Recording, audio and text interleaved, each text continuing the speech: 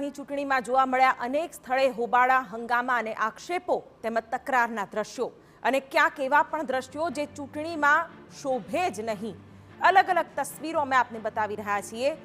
સૌથી પહેલા તો જે ચોંકાવનારો વિવાદ સામે આવ્યો હતો તે હતો ખેડાના મહેમદાવાદનો, જ્યાં મતદાન કેન્દ્ર પર પ્રિસાઇડિંગ ઓફિસર જ દારૂ પીધેલી હાલતમાં જોવા મળ્યો અને ફરિયાદ બાદ તેની સામે કાયદેસરની કાર્યવાહી હાથ ધરાઈ.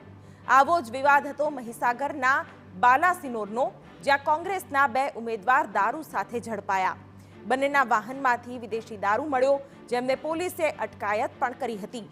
વધુ એક બબાલ જોવા મળી છોટાઉદેપુરમાં, જ્યાં બસપા અને ભાજપના સમર્થકો વચ્ચે બોલાચાલી થઈ. મતદાન કેન્દ્રમાં પ્રવેશવા મુદ્દે બંને પક્ષો સામસામે આવી ગયા અને ચૂંટણીની મર્યાદા ભૂલી એકબીજા પર ગંભીર આક્ષેપ કર્યા. સુરતમાં પણ 2 સ્થળોએ હોબાળો થયો.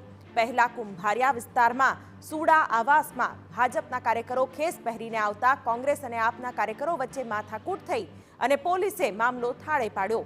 તો બીજી તરફ પર્વત ગામમાં મતદારે બૂથમાં મોબાઈલ લઈ જવાની જીદ કરતા હંગામો મચ્યો હતો. તો સૌરાષ્ટ્રના સ્થળો પર પણ આવા જ હંગામાના દ્રશ્યો જોવા મળ્યા. જૂનાગઢમાં કોંગ્રેસ અને ભાજપ સામે આરોપો થયા.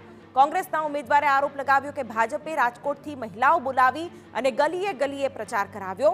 બીજી તરફ ભાવનગરની તળાજા નગરપાલિકાની ચૂંટણીમાં હોબાળો થયો. ભાજપ તરફ મતદાન થતું હોવાનો આક્ષેપ લગાવી કોંગ્રેસના ઉમેદવારોએ હંગામો કર્યો.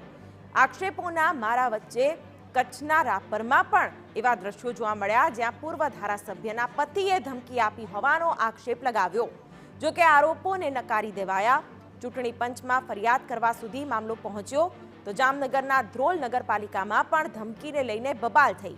ભાજપને મત આપવા માટે ધમકી આપ્યાના આક્ષેપ સાથે થપ્પડ મારી હોવાનો પણ દાવો કરાયો.